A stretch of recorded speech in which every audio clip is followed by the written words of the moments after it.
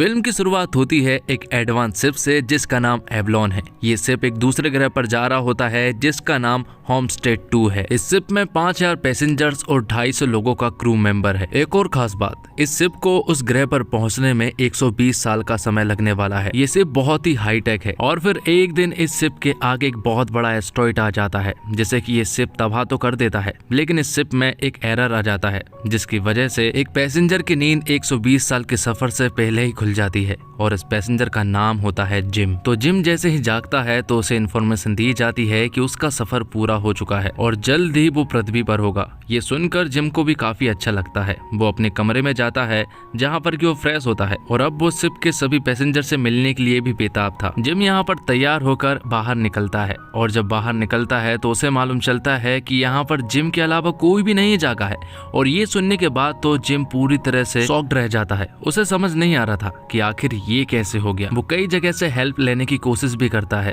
कि वो समय से पहले जाग चुका है, अब आखिर वो क्या करे, जिस पर कि उसे मालूम चलता है कि ये 120 साल का सफर था लेकिन वो 30 साल के सफर के बाद ही जाग गया है। तो अब इस सफर के लिए उसे 90 साल यहाँ पर बिताने होंगे। तो वो पृथ्वी पर मैसेज भेजकर हेल्प लेने की कोशिश करता है, पर उसे मालूम चलता है कि ये मैसेज पृथ्वी पर 36 सालों के बाद जाएगा और पृथ्वी से रिप्लाई 19 साल के बाद। और ये सब चीजें देखकर तो जिम पूरी तरह से दंग रह जाता है। तभी उसकी शिप पर नजर पड़ती है एक वेटर पर जिसका नाम ऑर्थर होता है और उसे देखकर जिम के अंदर एक उम्मीद जाग जाती है। उसे देखकर जिम को ऐसा लगता है कि ऑर्थर उसकी मदद कर सकता है, लेकिन उससे बात करने के दौरान जिम को मालूम चलता है कि ऑर्थर दरअसल में एक मशीन है, वो उसकी कोई हेल्प नहीं कर सकता है। तो जिम की उम्मीदें फिर से टूट जाती है।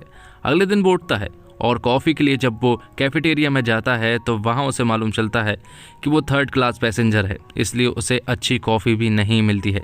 उसे 3rd क्लास कॉफी ही मिलती है और 3rd क्लास खाना भी। अब जिम एक मैकेनिक है, इसलिए वो काफी कोशिश करता है कि वो अपने चैम्बर को सुधारे। यहाँ पर वो कई बार कोशिश करता है लेकिन हर बार जिम के हाथ नाकामयाबी ही लगती है। जिम के पास करने को कुछ भी नहीं था, पर यहाँ पर एक ऐसा दरवाजा था जिसके पीछे 250 क्रू मेंबर सोए हुए थे और जिम को ऐसा लगता है कि शायद वो लोग उसकी मदद कर पाए, लेकिन वो दरवाजा भी नहीं खुलता। लेकिन यहाँ पर जिम एक ऐसा दरवाजा खोल लेता है जहाँ पर की सारी सुविधाएं थी। यहाँ पर सब कुछ था, सोने के लिए अच्छा बेड, मनोरंजन करने के लिए अच्छी अच्छी चीजें थी, स्विमिंग पूल तक था और एक थिएटर भी था। जिम यहाँ पर काफी दिनों तक एंजॉय करता है, लेकिन आखिरकार जिम बोर हो ही जाता है और इसी तरह 1 साल बीत जाता है और जिम की अब जीने की इच्छा भी धीरे धीरे खत्म होने लगी थी। और फिर एक दिन जिम की नजर पड़ती है एक स्पेस सूट पर। वो ज्यादा वक्त ना गवाते हुए इस सूट को पहन लेता है और अंतरिक्ष में पहुंच जाता है। जैसे ही वो अंतरिक्ष में जाता है तो उसे वहां पर इतना ज्यादा अच्छा लगता है कि उसके आंसू निकल आते हैं। जिम यहाँ पर फुल ऑन इमोशनल हो जाता है और फिर वापस अपने एवलॉन शिप पर आ जाता है जहाँ पर कि अब उसकी जीने की इच्छा पूरी तरह से खत्म हो चुकी थी। वो लीवर खींचकर बिना स्पेस सूट के बाहर जाना चाहता था, लेकिन किसी तरह से वो अपने आप को रोककर अंदर भाग आता है जहाँ पर कि उसकी नजर पड़ती है अरोरा नाम की लड़की पर जो कि सोई हुई थी। और जिम यहाँ पर अरोरा को देखकर सोचता है कि काश अरोरा जैसी कोई लड़की उसके साथ होती तो ये जिंदगी आराम से कट जाती। जिसके बाद वो अरोरा की कुछ वीडियोस देखने लगता है और यहाँ पर अरोरा जिम को बहुत ज्यादा पसंद आने लगती है और अब तो वो अरोरा को जगाने की भी सोचने लगता है और इस बारे में वो आर्थर से बात करता है। आर्थर उससे कहता है कि ये गलत होगा, लेकिन जिम सोचता है कि वो अकेला ऐसे नहीं जी सकता। तो सबसे पहले तो जिम अपनी हालत सुधारता है और फिर वो अरोरा के चैम्बर से छेड़खानी कर देता है जिससे कि उसके चैम्बर में एक शॉर्ट सर्किट होता है और अरोरा भी जाग जाती है। उसके जागते ही जिम तुरंत ही अपने कमरे में भाग जाता है। उसे बहुत ज़्यादा घबराहट हो रही थी क्योंकि उसने ये बहुत ज़्यादा गलत किया था। उसे मालूम है कि उसने अपनी तरह अरोरा की भी जिंदगी बर्बाद कर दी है। इसके बावजूद वह अरोरा के पास जाता है, उससे वो बात करता है और वो उसे बताता है कि उसकी तरह वो भी समय से पहले जाग गया है। वो उसे समझाने की काफी कोशिश करता है, लेकिन अरोरा को अभी कुछ भी समझ नहीं आ रहा था। तब वो उसे बताता है कि ये 120 साल का सफर है, लेकिन हम 90 साल पहले ही जाग गए हैं। अब धीरे धीरे अरोरा को सब कुछ समझ आने लगा था और अब वो पूरी तरह से पागल हो गई थी। उसे समझ नहीं आ रहा था कि आखिर ये कैसे हो सकता है, वो दोनों ही कैसे जाग गए। जिसके बाद जिम ऑर्थर के पास जाता है, उससे वादा लेता है कि ये बात वो अरोरा को कभी नहीं बताएगा कि मैंने उसे जगाया है। यहाँ पर ऑर्थर भी उससे वादा कर देता है। अब अगले दिन कैफेटेरिया में जब दोनों खाना खाने के लिए जाते हैं तो अरोरा देखती है कि जिम तो बहुत ही 3rd क्लास खाना खा रहा है जिस पर कि जिम उसे बताता है कि वो 3rd क्लास पैसेंजर है और वो 1 साल से यही घटिया खाना खा रहा है, जिस पर कि अरोरा तुरंत ही उसके लिए नया फूड लेकर आती है जो खाकर जिम को बहुत ज़्यादा अच्छा लगता है। अब धीरे धीरे अरोरा भी ये सब कुछ एक्सेप्ट करने की कोशिश करने लगती है और आगे हमें मालूम चलता है कि दरअसल में अरोरा एक बुक राइटर है। उसे लिखने का बहुत शौक है, लेकिन अभी तक उसने कुछ नया नहीं लिखा है और वो लोगों को कुछ नया ही देना चाहती है। इसलिए वो यहाँ पर जिम से कहती है कि मैं कुछ ऐसा लिखना चाहती हूँ जिसके बारे में सिर्फ मुझे मालूम होगा, और वो है एवलॉन शिप के बारे में और इस जर्नी के बारे में। साथ ही वो यहाँ पर जिम का इंटरव्यू भी लेती है। फिर जिम अरोरा को पूरा शिप घुमाता है जहाँ पर कि एंजॉय करने के काफी सारे साधन थे।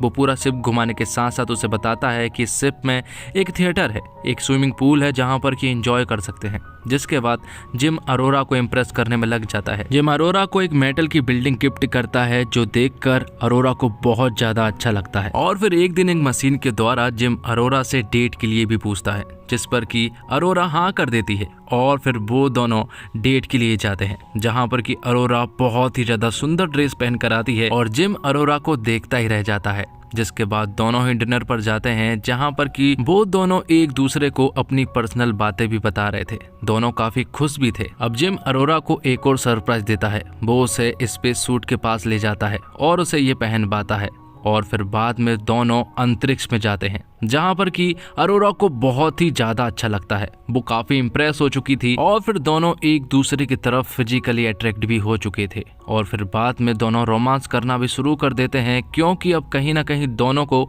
एक दूसरे से प्यार हो चुका था। दोनों काफी ज्यादा रोमांस करते हैं और यहाँ पर अब उन्हें ऐसा लगने लगा था कि अब शायद उन्हें किसी भी चीज की जरूरत नहीं है। अपनी लाइफ और शिप का सब कुछ उन्होंने एक्सेप्ट कर लिया था। दोनों अब लाइफ को जीना शुरुआत करते हैं और साथ ही अरोरा अपनी स्टोरी पर भी ध्यान दे रही थी। कुछ दिनों के बाद जिम ये डिसाइड करता है कि वो अरोरा को शादी के लिए प्रपोज करेगा। वो रिंग लेने के लिए अपने कमरे में चला जाता है, लेकिन अरोरा ऑर्थर के साथ बैठी हुई थी।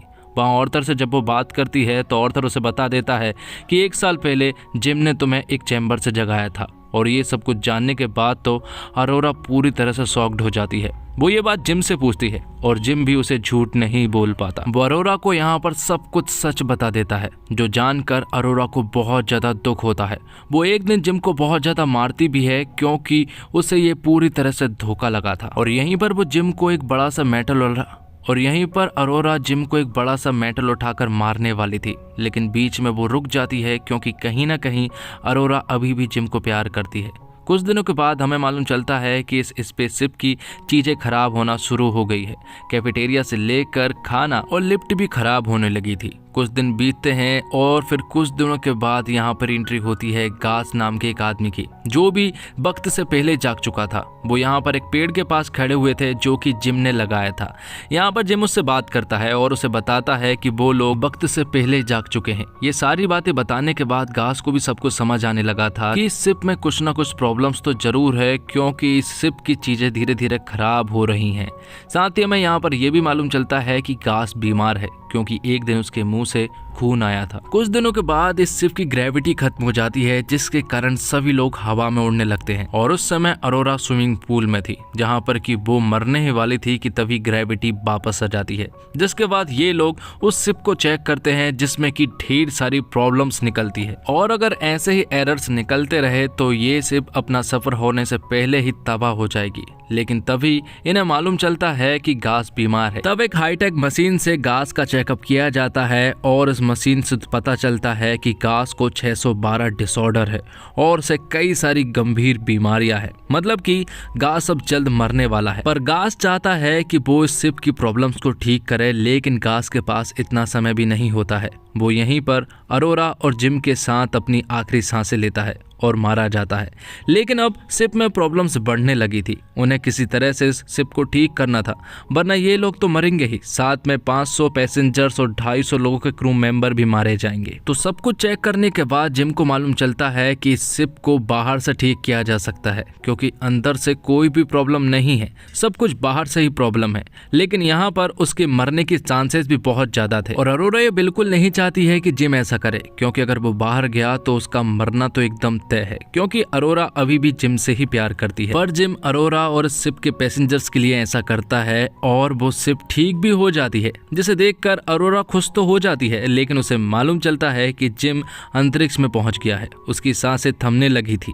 तभी यहाँ पर अरोरा की एंट्री होती है और वो जिम को सही सलामत बचा ले आती है। लेकिन यहाँ पर अरोरा को मालूम चलता है कि जिम की सांसें बंद हो गई है। वो उसे उसी हाईटेक मशीन में जिम को सुलाती है और सारी मशीनों को एक साथ शुरू कर देती है और फाइनली जिम की जान वापस आ चुकी थी, जिसे देखकर अरोरा बहुत ज्यादा खुश हो जाती है क्योंकि वो जिम के बिना नहीं रह सकती थी।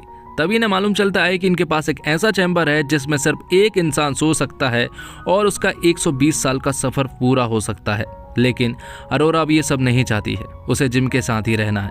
और फिर एक दिन जिम अरोरा को शादी के लिए प्रपोज कर देता है और उसे वो रिंग दे देता है, जिसके बाद कहानी कई साल आगे शिफ्ट होती है जहां पर कि सारे पैसेंजर्स के सफर पूरे हो चुके थे, सब लोग जाग चुके थे और जैसे ही वो बाहर आते हैं तो वो देखते ही रह जाते हैं क्योंकि शिप का नजारा कुछ अलग हो चुका था। बैकग्राउंड में यहाँ पर अरोरा की स्टोरी भी चल रही थी जो कि उसने लिखी थी। और इसी के साथ इस खूबसूरत स्टोरी का यहीं पर दी एंड होता है। दोस्तों उम्मीद करता हूँ आपको वीडियो पसंद आई होगी। वीडियो पसंद आई हो तो वीडियो को लाइक जरूर कीजिएगा और इसी तरह की वीडियोस पाने के लिए आप हमारे इस चैनल को भी सब्सक्राइब कीजिएगा ताकि आपको इसी तरह के कंटेंट मिलते रहे। मिलते हैं एक और वीडियो के साथ, तब तक के लिए आप हमारे चैनल के साथ बने रहिए। धन्यवाद। Thanks for watching.